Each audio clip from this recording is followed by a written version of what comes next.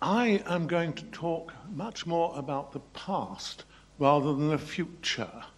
I must say, as a historian, I find it very distracting how much emphasis is placed at present on forecasts or predictions for the future, when I find it, which I think is very difficult, I find it difficult enough as a historian to distinguish clearly what happened in the past. But I have a very long past as an octogenarian, you would expect that, and a rather shorter future. But I go back to the first negotiation in 1961-63. You young people will have forgotten about this negotiation, but this was the one when we tried first under Harold Macmillan's government to get into the European community. And I was on a delegation of Brits led by a man called Edward Heath, who later became a failed prime minister, and it was blocked by the president of France, Charles de Gaulle, who later became an international airport. And even then, one could distinguish quite a high degree of misunderstanding between different cultures. And this is what I want to talk about in three quick sectors. As is very frequently the case when people from one culture come across people from another, they do understand that there are differences, and they may know a great deal about what those differences are, but very usually they underestimate the width and the depth of those culture differences. This is certainly the case in agriculture, which was for long my specialist field. The Brits had an entirely different culture from almost the whole of the rest of Europe, because we had a powerful navy and we had a strong attachment to primogeniture. What this meant was that our farming structure was very different because it was characterized by what the continentals would call very large farm businesses. They'd been handed down by primogeniture and not split up. The other point was that on the continent, largely where they had survived embargoes and wars, there was a concentration on an autarkic agriculture. We could feed ourselves in an emergency entirely, and very largely outside an emergency. That was their objective.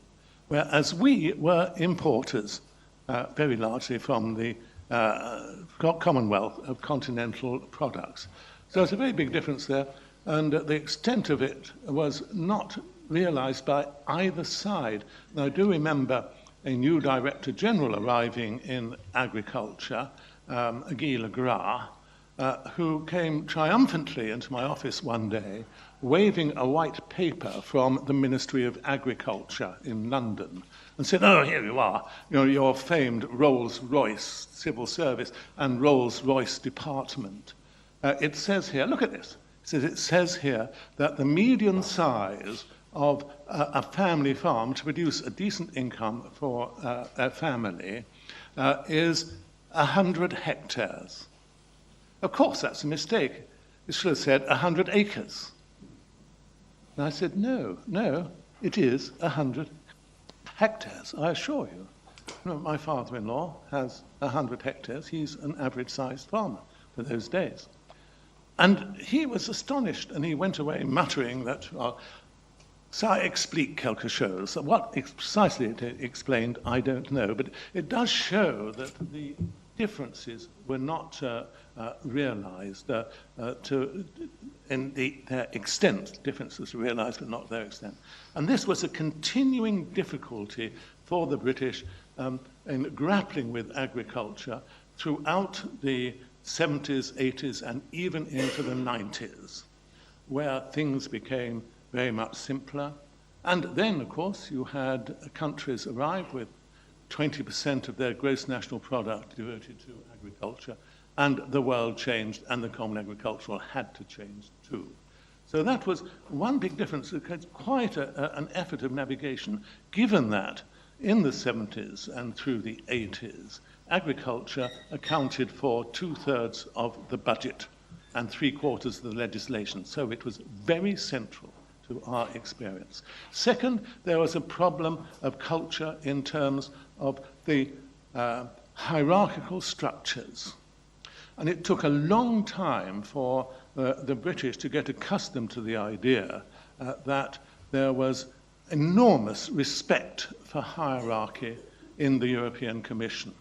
And one was addressed by rank, Monsieur le Directeur General, Monsieur le Directeur, even through to past retirement.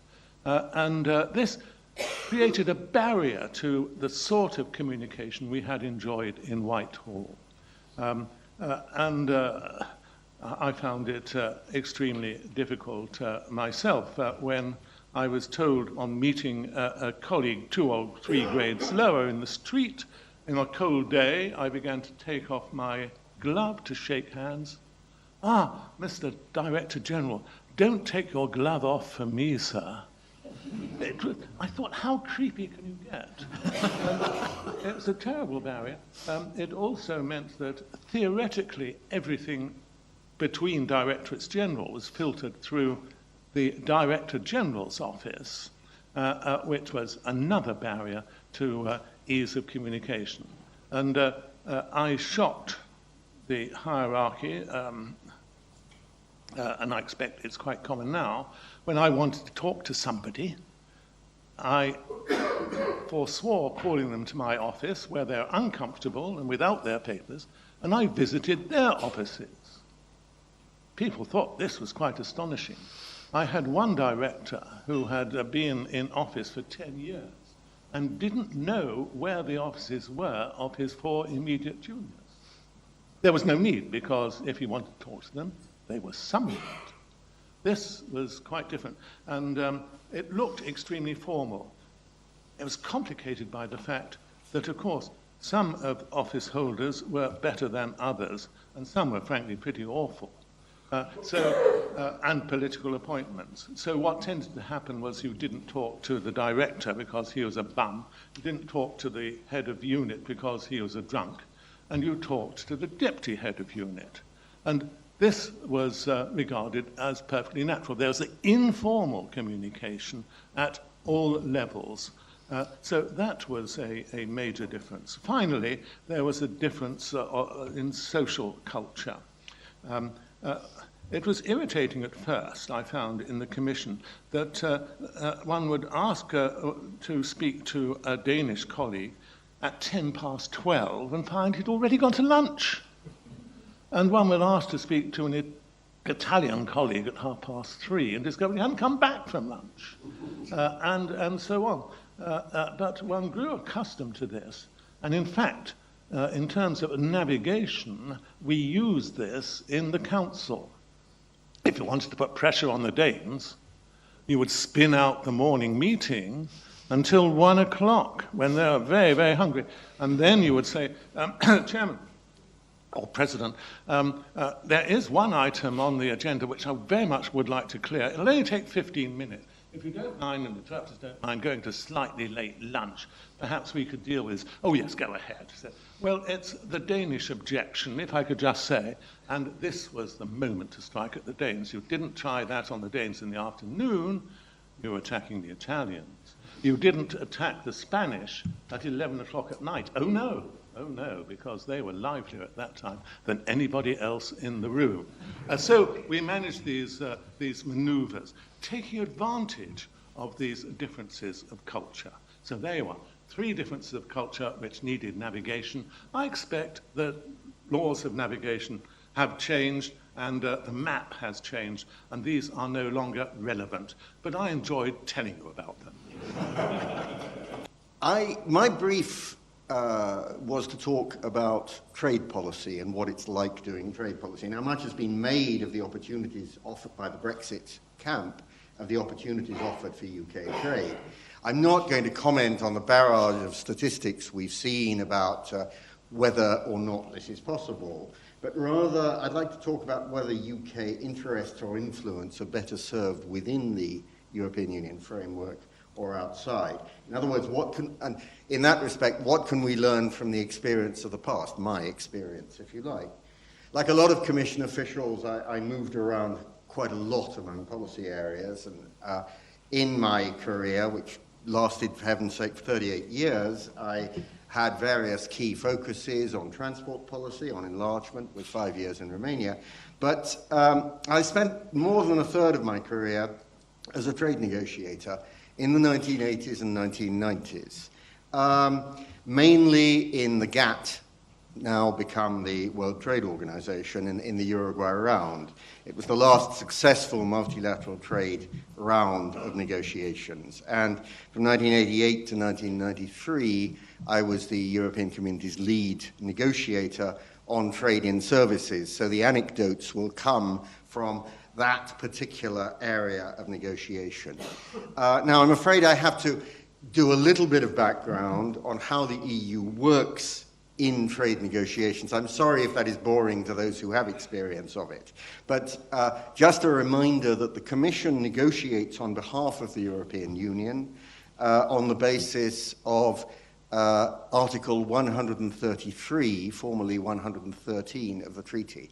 And so you have something called the Article 133 Committee, formerly the 113 Committee. Basically, the Commission, after discussion with member states, proposes that negotiations be opened with a third party or third parties, and it submits draft negotiating directives. The Council then authorizes the opening of negotiations. It approves the negotiating directives, and they're directives, not a rigid mandate. And it establishes a negotiating committee to advise the Commission during the negotiations. And that is part of the Article 133 structure. And that leads you to the concept of what a former boss of mine used to call the mothers-in-law.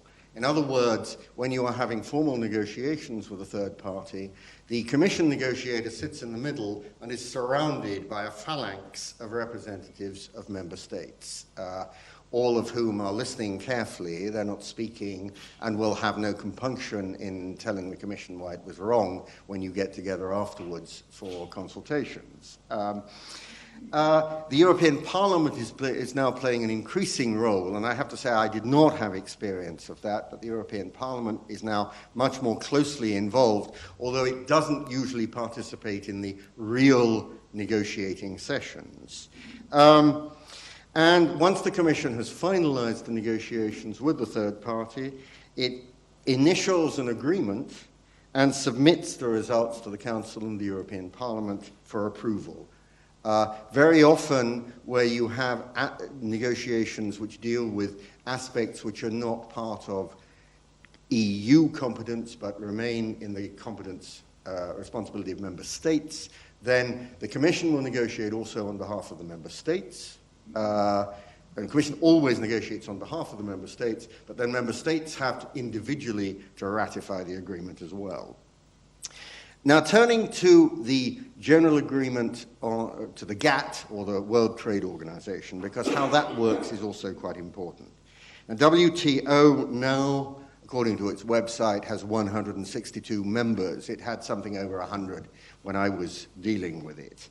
And it's very clear that if you've got 162 different voices in the room, it's going to be extremely hard to negotiate any details. You can submit a draft agreement to the 162, and you have to, but ultimately the negotiation is going to take place, the real negotiation is going to take place in smaller circles.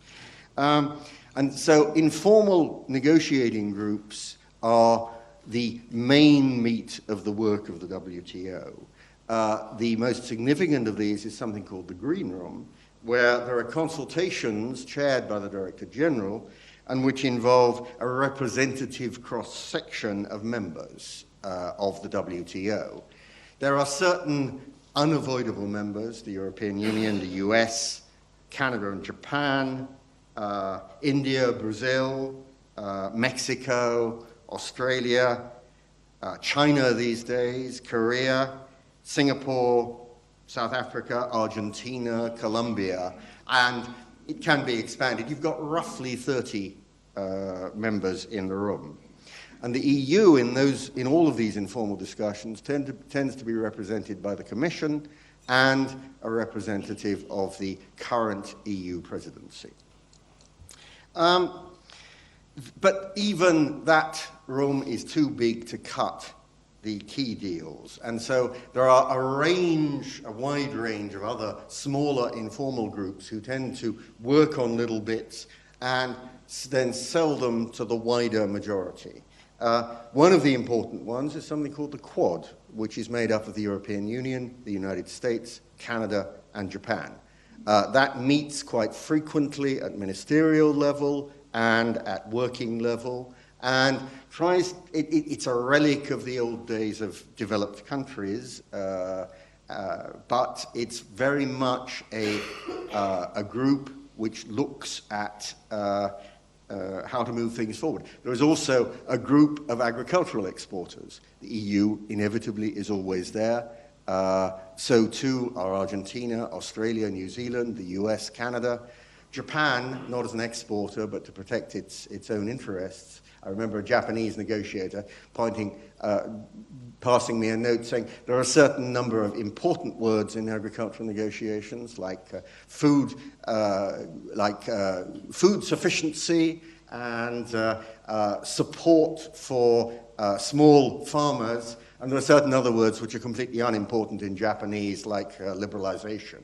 The EU was a model of liberalism in agriculture by comparison with Switzerland or Japan. And then you also had small ad hoc groups who would be constituted to deal with specific issues. There was one which was instrumental in moving the process forward, which led to the Uruguay round. How would we deal with trade in services? And that was known as the Tea Party, because its first meeting was over tea, and it consisted of, inevitably, the European Union, the United States, Brazil, India, and Switzerland. Later on, when the services negotiations got to a crunch, there were various groups, the smallest of which was the European Union, United States, and India, with support from an Egyptian member of the Secretariat. And basically it was 4 people. So, and quite a number of issues were addressed in that and then sold out to explained, presented, and achieved agreement with adjustments, if necessary, to the wider groups. Now, I think one does have to ask oneself a question. Would the United Kingdom, which groups would the UK be part of? Some certainly would it be part of, all in the case of Brexit. Finally, an example of the UK impact on the EU negotiating position. Again, I'd take the negotiations on trade in services, which is a process which began in the late 70s and led finally to the founding of the WTO and the signature of the General Agreement on Trade in Services in the early 90s. The UK, with the US, was a very key driver of preliminary discussions within the OECD from the late 1970s and in the early 1980s on the liberalization of trade in services. The Commission was initially bemused. It wasn't quite sure what this was about. It was not traditional GATT stuff, but some analysis showed that it had to be something where the EU as a whole could benefit. So it came on board in the early 80s, participated actively in the OECD discussions, but the EU, or the European Communities as it was then, was divided. France was strongly opposed, Italy was dubious as well. In 1982, the GATT ministerial meeting first put trade in services on the table of the GATT, but it was strongly opposed by developing countries, and France and some other member states were still pretty lukewarm. By 1984, this Tea Party negotiation, which was very strongly pushed, it mostly took place in the Commission delegation, pushed for a decision in November 1984 to establish an informal working group on trade in services, chaired by Colombia. So it was not just the developed countries, because the trope was, this is something which is purely in the interest of the developed countries. The services exports will completely kill services in developing countries. But there was no agreement within the European Union as to whether trade in services was a community responsibility or the responsibility of individual member states. So the agreement was that all EU member states could participate in this group and could speak as they felt appropriate. There would be prior coordination of an EU position, of the line that the Commission would take, but no member state was bound to support that 100%. So what happened? In a typical early meeting, the Commission would speak on basically supporting liberalization of trade in services, but carefully navigating between the various conflicting pressures one had. The United Kingdom would almost inevitably be the next speaker or the one after, and go in with both feet, push for the merits of liberalization of trade in services. The French would then come back shortly afterwards and throw cold water on the whole deal. And making clear that what the UK was saying was by no means an agreed EU position. The UK came to realize that it wasn't necessarily a particularly helpful idea to have the EU displayed as being divided. And so after a certain number of meetings, the UK's instructions were changed and they shut up. And the French then shut up as well. And we got on with the discussion on a progressive, pro-liberalization, but not fanatic position, which ultimately allowed us in 1986 to launch the Uruguay round negotiations with trade in services on the agenda, having persuaded, and there was a lot of work to be done. The EU, the Commission team worked extremely hard in Punta del Este on this, and by that time the European Union member states were also pretty much on board. The French had also finally done their analysis.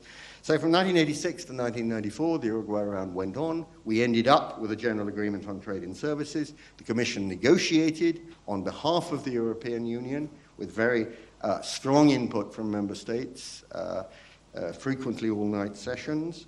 But ultimately, it was a mixed agreement where member states had to ratify it as well. That's an anecdote. I think the question is, if the UK had been on its own, would things have moved faster in the GATT? I suspect not. But would the UK on its own have been better placed than the EU to persuade key developing countries who were the main obstacle to moving in that direction, India and Brazil in particular? Would the UK have been better placed than the European Commission to facilitate the move by the developing countries? I'm not sure about that, but that, I think, is a question that those who favor exit need to answer. Thank you. Environment policy is now considered to be one of the EU's success stories, but before it really even got underway, it was nearly strangled at birth by Jacques Delors. In 1991, when he was looking at the whole question of subsidiarity and the debate that was going to lead up to the Maastricht Treaty, Delors was convinced for a long time that environment policy should be left to member states and should not be a community policy. I remember an afternoon spent with him, Pascal Lamy, then his chef de cabinet, and Lawrence Jan Brinkhorst, the Director General for the Environment, debating this before he was ultimately convinced that, in fact, there was a need for a European-wide approach. Now it's self-evident, and last year there was even an article in the Times, which rather surprised me, saying that Arcadia was built by the EU. It reminded readers that in the 1980s and early 1990s, the UK was reviled as the dirty man of Europe, but that the fact that there is now an effective body of environmental law in the UK, and indeed in all the other EU member states, without which I think there would not have been any environmental policy at all, this was due largely to the EU. The fact that there is now in place protection for habitats and birds, rules on water and air pollution, limits on industrial emissions, controls on landfill, rules on recycling and handling of dangerous waste, environmental impact assessments, some of it works better than others, but to varying degrees, this has all been facilitated by discussions and proposals at the EU level. Most of this developed in the 1990s, and I think has had an important impact on the quality of our lives. Now, I think the UK role in this was an important one, and I want to give a little bit of a case study here of how this worked. At this time, the UK was largely favourable and actively supported the development of an EU environmental agenda.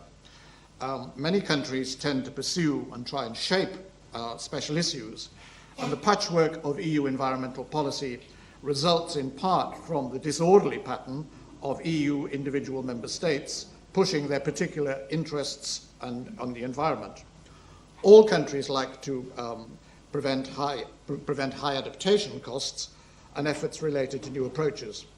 The UK, for example, in the early 90s resisted a landfill directive, and indeed the treatment of urban wastewater. It also resisted any idea of a carbon tax and pushed hard against proposals which ultimately were very beneficial to the UK. It also pushed very hard on the issue of implementation of legislation. In the EU, in the early 90s, the UK developed its objectives, and it's interesting to consider how this came about, particularly in the period around the 1992 UK presidency, a time when Michael Heseltine, and then Michael Howard, who I gather will be here later on, and later John Gummer were Secretaries of State for the Environment in the UK.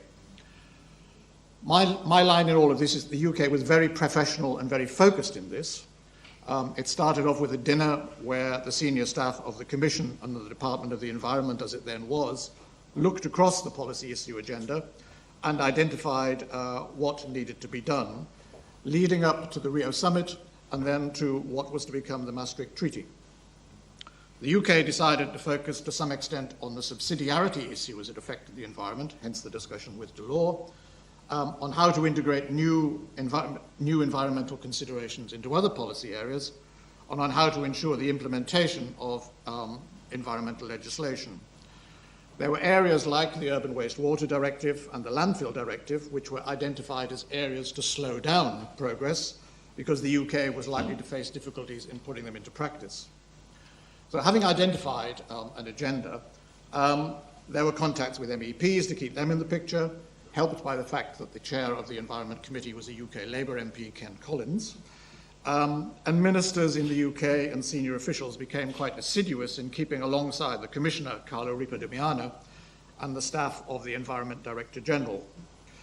The regional administrations in Scotland, Ireland, and Northern Ireland and Wales were heavily involved, and even the House of Lords Select Committee on the Environment was on European legislation was wheeled out to monitor developments and was used to question the Commission. Even Prince Charles was involved and was invited to set up a UK trip for environment ministers to look at environmental and agricultural issues in which he was particularly interested.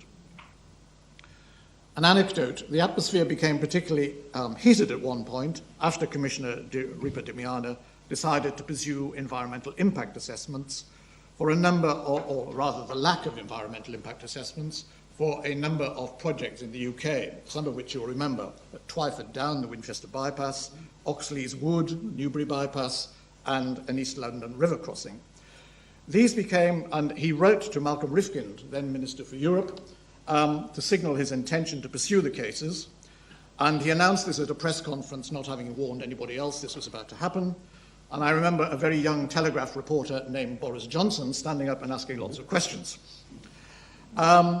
These cases became a bone of contention throughout this period, and at one point Douglas Hurd, then Foreign Secretary, accused the Commission, as we all famously remember, of interfering in the nooks and crannies of policy in the UK.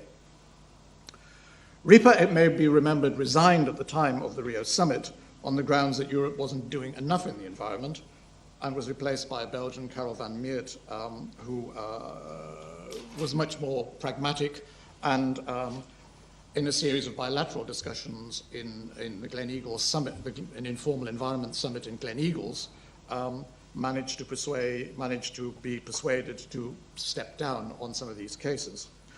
And later that year, the Edinburgh Summit led to a series of meetings on subsidiarity between Van Meert and Michael Howard, resulting in the Commission increasingly seeing the way the UK wanted.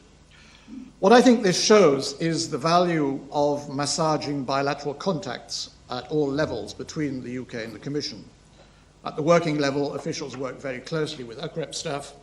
Rieper and Meert's positions were interpreted back to the UK by UK officials in the Commission. I, as advisor to the Director General and head of division responsible for environment policy, spent a lot of time doing this, a lot of time speaking in the UK, talking to businesses, talking to conferences, speaking to the Civil Service College, groups visiting Brussels, etc. UK ministers and officials were largely considered to be very good by their counterparts in the other member states. They were good negotiators, they were better prepared than others, they recognised the accessibility of Commission staff, they worked hard at securing concessions, for example, on the landfill directive, once they recognised it was unlikely to be blocked, although ultimately it failed in the European Parliament. Sometimes, it has to be said, they fail to recognise the process can fail to capture the interests of other groups. This was never a UK good point. Where a lobby could persuade the government, like in the UK, of its cause, UK officials were on the whole fairly strong allies in the European policy-making process. In terms of lobbying, in my experience, the UK was always well ahead of the game. That I'd already seen in the 1980s at the time of the negotiations on the single market, particularly in the financial services sector, where the UK largely led the agenda. It was clear about the process and recognised the importance of getting timing right in its contacts. The UK was recognised as a useful source of information and therefore as a resource to be used in the face of lack of resources within the Commission. I think this is particularly important for even now. And that has continued to be my experience going forward. It's important to have well-informed UK interlocutors in the Commission for the UK to act as interpreters of positions in both directions.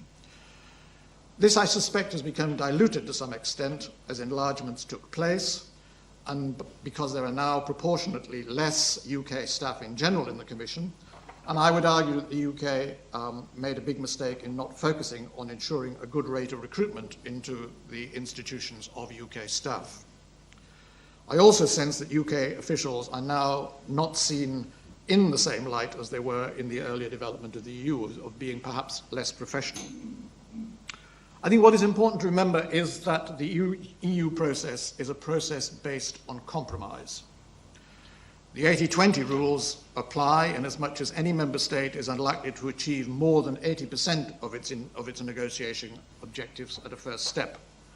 The art is to recognise when a compromise has to be made, and that in due course it may be possible to come back to the points you've failed to gain. EU decision-making is an area par excellence for positive-sum games, recognising the probability of a dilution of national viewpoints in the attempt to find acceptable compromises for legislation applicable throughout Europe. And that's increasingly important now, I suspect.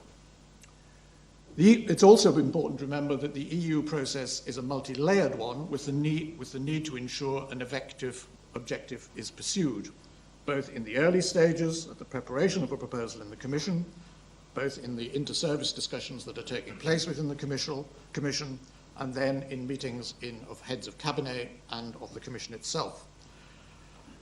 Ensuring that the Council working groups are well briefed and that expert working groups are well briefed, that the European Parliament is well briefed. And I think, as in any negotiation, the important need is to identify the interests of other parties and to develop allies, either to take proposals forward or to block them, and to recognise where the limits are. And I think in this way, the UK is still capable of pursuing its interests within and through the EU. It is capable of influencing policies and actions at the EU level if it wants to do so. In the past, the UK was adept at managing this process and was able in most cases to ensure its interests, in most cases it was able to ensure its interests were taken account of. And I suggest that this is the way forward as well, but it's much more complicated in a union of 28 than in a community of 15. And British policy making as a conclusion has had an uncanny knack of antagonizing the UK's partners. Thank you. The first thing that I discovered that things were different in Brussels, you had to listen to the French discours cartésien, in which I was not trained. You had to cope with blunt-speaking Dutch, and then you had to cope with the long-winded eloquence of la dolcissima lingua. It was different, and it was not only different because my own French was embarrassing, it was different because I was not speaking the same language as those with whom I was trying to work, and I had to learn that. Another thing that struck me was quality. Now, it's true that there were quite a lot of oddballs when I first arrived. There were a number of square pegs in round holes who had been inconvenient in national administrations. But I think by the time Peter POOLEY had left, they were nearly all gone. Maybe I've not phrased that just right. Temporarily. I retired early, I might say. By the time that I left, I was constantly telling my staff that I thought, and I think I was being honest, that if I had to take the exams to enter again, I wouldn't have passed. I then added to them that nonetheless I was there and they'd better listen to what I had to say. I was struck early on with the way the French gave responsibility to very bright young people at an early stage. That was my first encounter with the énarque. Difference, however, if you engage with it, can be highly creative. I was Director of Innovation Policy. Innovation takes place at the interface between difference, between different people, different backgrounds, different interests. And it seems to me that one of the demonstrations of both the power and the problem of difference is to be seen in Airbus. Airbus has been hugely successful technologically, terrifically creative. Historically, it had some administrative problems, and that can come from difference. Now, in addition to difference, I discovered, but it took years, that there is no such thing as good and bad nationalities. Of course, I had the prejudices that everyone had, but I quickly discovered that there were brilliant, attractive, and personable officials coming from every country, men and women. Of course, they had their differences. Swedes are cooler customers than Mediterranean people. Italians are more likely to bang the door. But that has nothing to do with their quality. Their quality can be there anyway. One of my striking experiences in the mid-90s was my first occasion to tour the capitals of the Central and Eastern European countries, with whom we were then talking about making association agreements. And while there were many officials of the Ancien Régime who didn't like to make eye contact and didn't like to take position, there were lots of bright young people of whom I was thinking as we talked to them, I would like to have you in my directorate. And subsequently, of course, we did. If I look to the people whom I found personally most outstanding in my 35 years in the Commission, it happens that the top four, the ones I come to first, are all French. Now, I could find others of other nationalities whom I greatly admire, but these ones are all French. There was Jean-Paul Mangasson, who was one of my last directors general, whose use of the language of Racine could turn a discussion. There was Pascal Lamy, who graduated #2 from ENA in his year and who has had to try harder ever since. There was Émile Noël, famously for 30 years Secretary General of the European Commission, from whom I learned a useful managerial tip that it costs nothing at all to a senior official to smile and be nice to junior officials. And there was Jacques Delors, who felt that he would be called to personal account for everything he did. These were impressive people. My impression of them, my impression of negotiating with the Brits, the UK delegation, was always well prepared and nearly always effective and constructive, even while Mrs. Thatcher was demanding her money back. Normal business was going on and being well conducted. I was present as a note taker in many meetings at high level where others were excluded. And one of the things that I recall from the time is that Geoffrey Howe had a public image in the United Kingdom, which I think was that of someone rather bumbling and slightly vague, but not in council. When he spoke, people listened. The two best prepared delegations, in my view, were always the British and the French. They had the best and most efficiently coordinated positions. Why not the Germans? The German position was quite often complicated by federal issues. And that, of course, leads to the curious British attitude to the F word, because the British think of federalism as synonymous with centralization, whereas Germans and Americans think of federalism as something that prevents centralization and guarantees power is spread to a lower level. Now, the point of negotiation, always, wherever you're doing it, is to obtain your own objectives and to ensure that the other negotiating parties feel that the deal is a good one. If you rip off the other parties, they will not implement. I recall when I was in the cabinet of Jacques Delors, at that time I sometimes got treated like a sort of French person and had French industrialists come to see me. And one in particular confided in me, "You must understand that we in France implement our agreements, but unfortunately the others," and it was very clear that he had in mind the Brits, "do not." And I said to him, "You might be interested to know that the Brits think just the same of you." Yeah. The aim of good negotiation is not to get into the minority.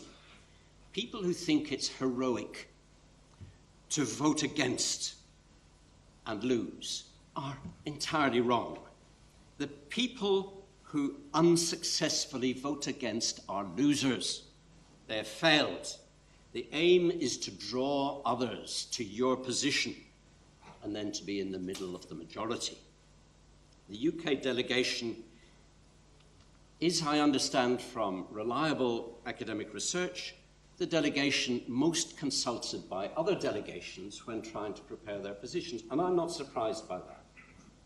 I was also interested to find figures that confirmed my own guess, which is that the figures relate to the period since 2004. My experience was rather before that, but the UK in Council has been part of the consensus or of the majority that won in 97% of Council decisions. I think that's quite impressive. But since 2009, the position has deteriorated, although they are still with the majority or the consensus in 9 out of 10, roughly 9 out of 10 positions. In the European Parliament, things are more difficult. They are made more difficult the fact that there are a number of UKIP people who generally vote against, and also that the Conservative MEPs, who used to vote with the large party that is essentially Christian Democrat, withdrew from that and are on their own and lost influence. Politico, the research newspaper, magazine, recently assessed the effectiveness of MEPs, and I was pleased to note that even though this withdrawal by the Conservatives was, I think, very damaging for them, they were able to identify a number of British MEPs as amongst the most effective in the Parliament. There were, in my time, two that I can think of now, abject failures of British diplomacy. One was in the darker days of the Major administration, and that was the decision on the UK side to act to block council decisions when the British held the presidency. This was provoked by the crisis around BSE and mad cows. And the specific issue was the French blocking of imports of British beef. Now, I recall that not only because I think it was a bad time for Britain, but the French exercised their sovereign right to act to protect their citizens, something they had the right to do, and something that all member states have the right to do under internal market regulation.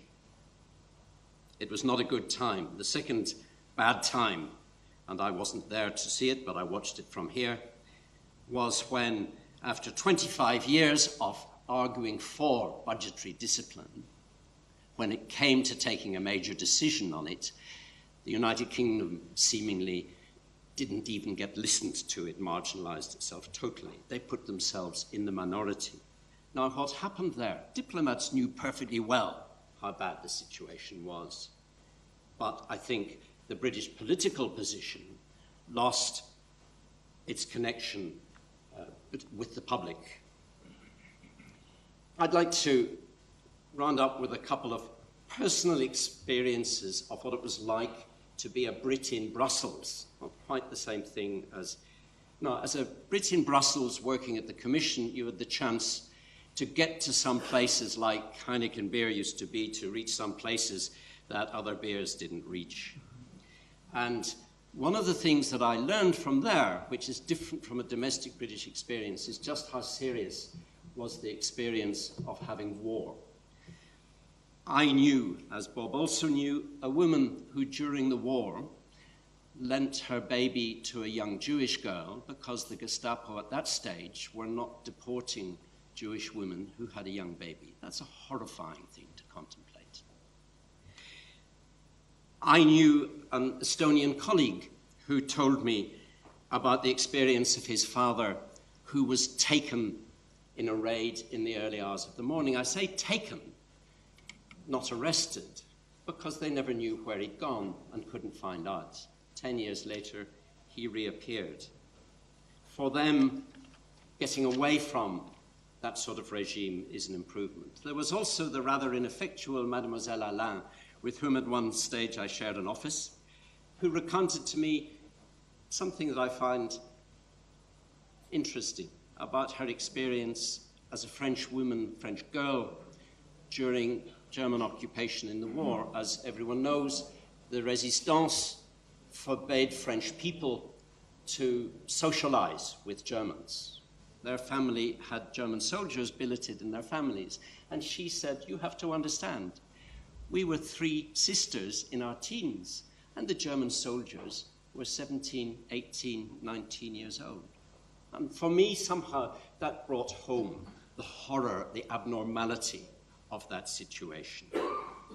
Well, I point to a number of moments when I think it is indisputable that the European movement has contributed towards the stabilization of Europe and the consolidation of good things. The first is the Schuman Declaration in 1950, which was a key moment in the reconciliation between France and Germany. The second, where I had the honour to be present at 4 in the morning, was when Spain and then Portugal at 5:30 in the morning finally concluded the negotiations for them to become member states of the European Union, and turned round from a couple of 100 years of looking to South America and turned round to look at the rest of Europe, rejected fascism and embraced democracy. The third was the incorporation of the countries of Central and Eastern Europe,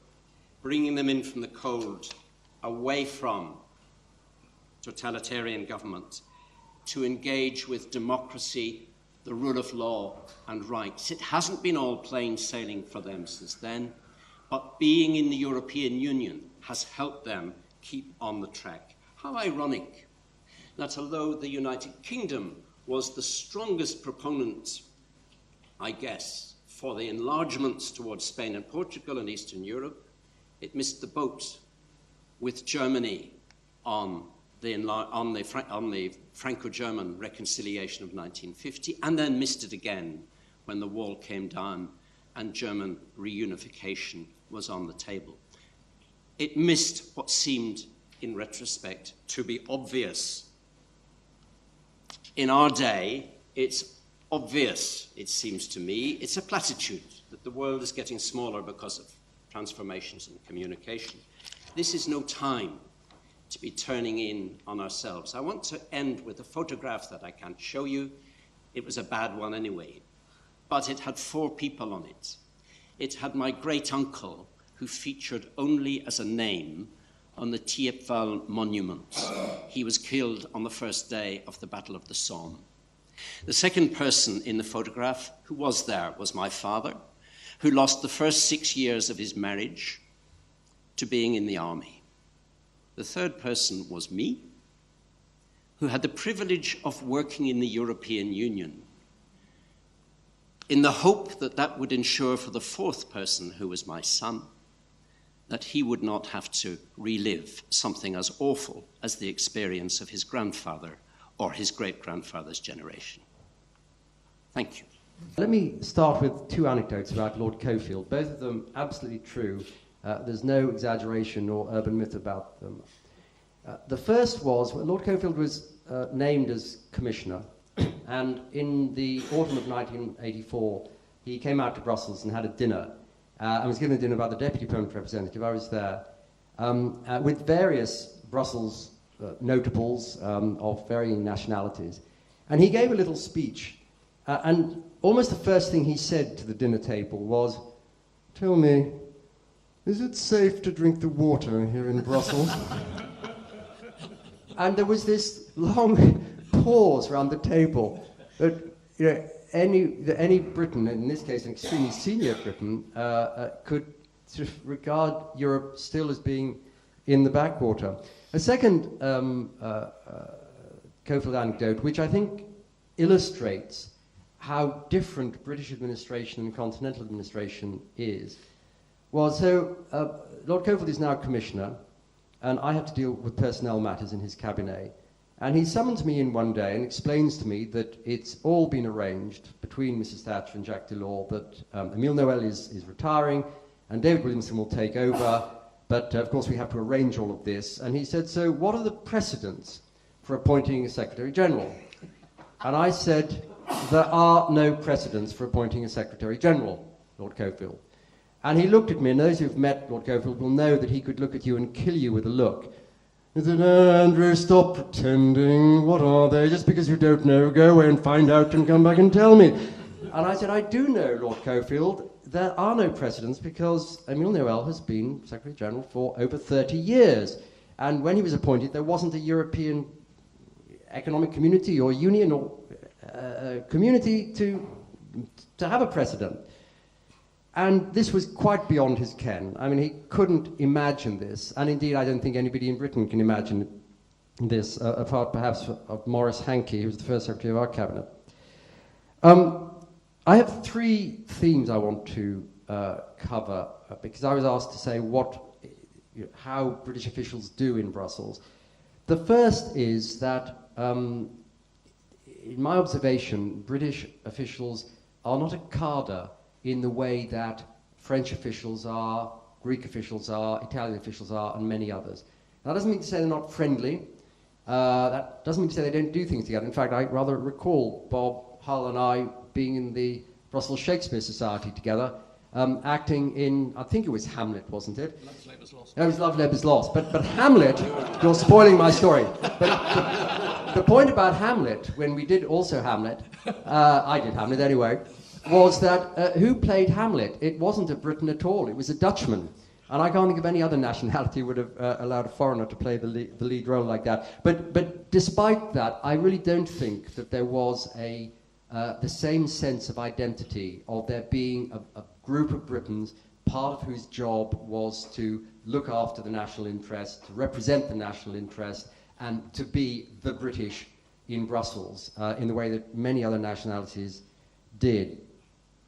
Linked to that, I don't think that there was, it still is, the same connection with the home member state that you have found in some nationalities. I mean, just as an extreme example, when I was Neil Kinnock's chef de cabinet, and Neil was in charge of personnel and administration, I of course had all the different nationalities coming to me doing the lobbying on behalf of their officials.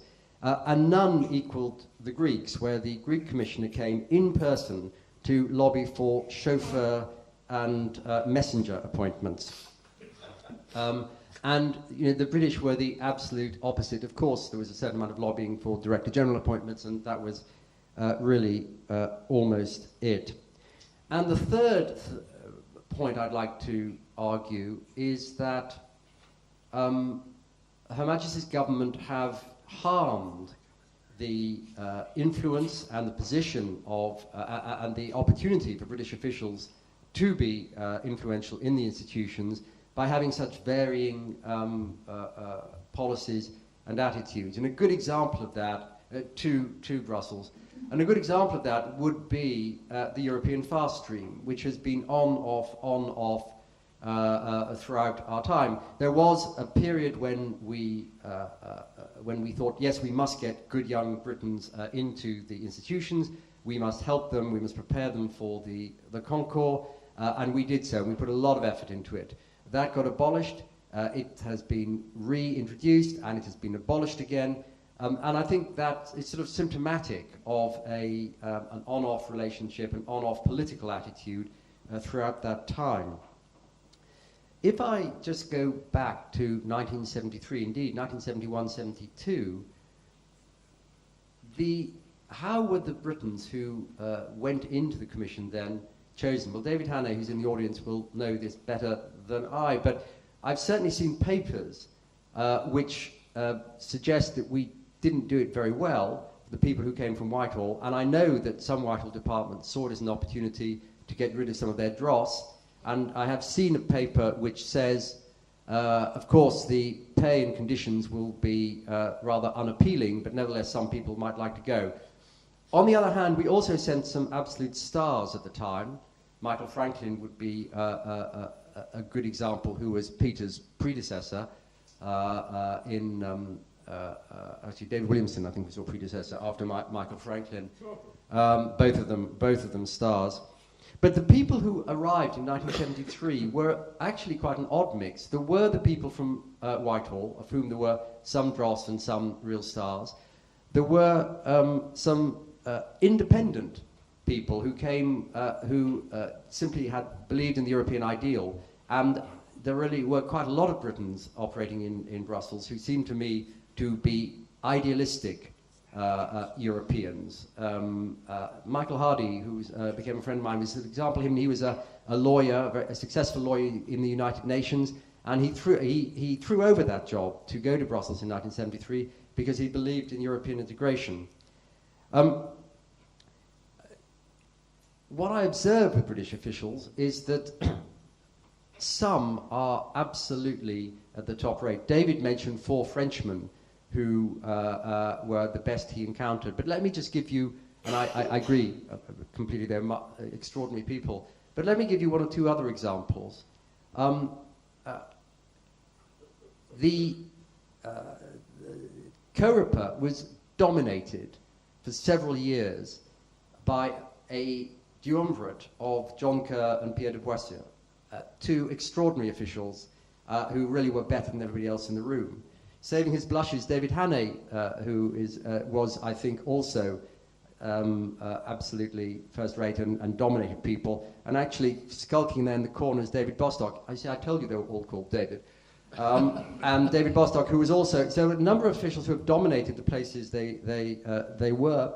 Or if you look at it at ministerial level, I remember in the Agriculture Council, Peter Walker and Michel Rocard, really like two dogs meeting in the park, sniffing each other, deciding that they were had by far the best smell, and the two of them dominated the Agriculture Council for as long as the two of them were there. Peter, I think you saw that, and it's absolutely true. So Britain's, or if you take, just to go through the different institutions, Julian Priestley at the European Parliament was a hugely influential Secretary General there, and completely independent of the United Kingdom. So the point I'm trying to make is that Britons have been, some absolute stars, people who have dominated Brussels, dominated thinking, but they have not been part of a cadre, they have not been part of a group, and they have not had links with a government or a nation, or the governance of a nation, which was coherent and constant over a period of time. Just as a little example to exemplify how not just the European fast stream, you would meet French officials in the Commission, employees of the institutions, and they would be wearing their Légion d'honneur. They would be wearing their honours, which had been given to them, and given to them, of course, with justice, because they were excellent people, but given by a French state that thought, we need to keep in touch with these officials. The British took a much more austere attitude, and for sure we provided honours from time to time, though not very often, to Commission officials and officials from the Council Secretariat and the Parliament, but very rarely, and we only ever did it after they retired, so we couldn't be accused of trying to influence them. And I think that is sort of symbolic in a way of our attitude, which is both admirable and probably not very effective. An example, let me tell you an anecdote. I'm not going to give you the names of the people involved, but an anecdote which shows how that independence of mind of British officials was perhaps greater. There had to be an appointment to head the Commission Representative Office here in Brussels, and the leading... London? In London, yes. Sorry, did I say right? Yes, mine's not working in London, sorry. And the Commissioner of the day asked to interview the leading British candidate for the job. And in the end, the leading British candidate for the job told me that he withdrew. And why did he withdraw? He said, well, this commissioner seemed to think that I was going to look after his interests and help him in Brussels, and I certainly wasn't going to do that, so I don't want to go there. I can't imagine that anecdote being told of any other nationality. But British officials, and indeed the British government, have been hugely influential in Brussels. And I just think it bears repeating that 4 of the 6 primary successful policies of the last 30 years have either been British ideas or have been pushed through by the British. And I am thinking of the single market, where the single market had been on the table for a long time, but it was only with Lord Cockfield, sent there at the behest of Margaret Thatcher, who wanted the single market to be deepened and made a reality. It really was British political drive and British administrative competence, I think, which drove that policy forward. On enlargement, there's, to my way of thinking, there's absolutely no doubt that the British political drive for that was hugely influential. and British officials, all sorts. But for example, Michael Lee, who was the Director General, though in a later stage, were very influential on that. On competition policy, again, I think British officials like Philip Lowe and British commissioners like Leon Brittan have been enormously influential. Indeed, if you ask me who were the really influential commissioners over the years, 3 Britons, I think, come out in the top 20 or so, and they would be Christopher Soames, Lord Cockfield, and Leon Brittan, all of whom I think had a really large impact on Europe, and on simply a freer, more liberalising trade. And Jonathan was telling us about trade policy, but we have had a whole series of influential commissioners and officials in the trade area. So on those policies, Britain has been very influential. Let me finish, and I realise I'm the last between you and questions, so I want to finish simply by giving you a feel for how different working in the European institutions is from working in a national administration. It is multi-dimensional chess. Of course, everybody's aware that you have the distinctions of nationality, but often that's the least of the distinction. You have political distinctions, and politics does infuse the community institutions in perhaps a way that it doesn't in Whitehall, but it does in Paris or in Berlin or in Rome. And political affiliation was important, and you were aware of it. There was the difference between subject matter was very important, what you were responsible for. Huge fights, and I suppose you get those fights between department or tensions between departments here, but somehow it felt more, and until the Kinnock reforms, you didn't get people revolving between directorates general, which you do now, and I think that was one of the very good things, one of the many good things that Neil did in his administrative reforms of 2000. And there are other fracture lines. Religion, people never talk about it, but I always felt that there was a Catholic-Protestant divide, which was noticeable. People didn't start shooting each other, but there was an issue there, and there was an identity there. There was a huge difference between fonctionnaires, people who were permanent officials, like David, like Jonathan, like Bob, and agents temporaires, like me. And Peter was actually was a fonctionnaire. But there really was a distinction there, and that multidimensional chess meant that it was really very difficult to play the game, and only the best people did it successfully. But I want to finish by saying that some of the very best administrators that I've ever come across in my life worked in Brussels, at least as many highly impressive people in Brussels as in London. In fact, I would say more, because we tended to have the cream of several different crops there. But there were also some of the least impressive, laziest people I've ever met in Brussels. You know the famous Roy Jenkins anecdote, being asked how many people work in Brussels, and he sort of thought for a moment that there were about 25%. Not wholly fair, probably it was more like 75%, but there was a group that didn't work. But the people who did at the top were absolutely superb, and there were large numbers of Britons who were excellent in it.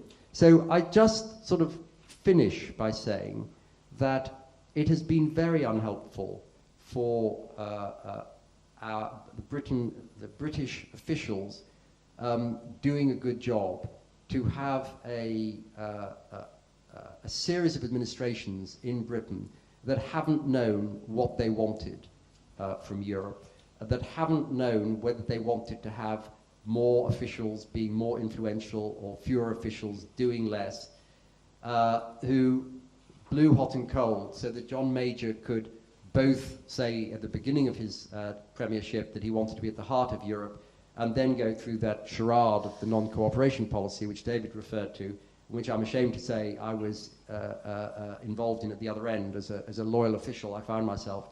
Michael Howard is going to be here. Do ask him about it, because he had a great political influence in introducing that policy. But so you had a government, or series of governments, and often within government, as in the Major administration, not really knowing what it wanted from its officials in Brussels. And you had officials in Brussels who, in my view, were hugely impressive much of the time, very independent and pretty disconnected with the United Kingdom much of the time, and achieved much of the things which the European Union has achieved over the last several decades. Thank you.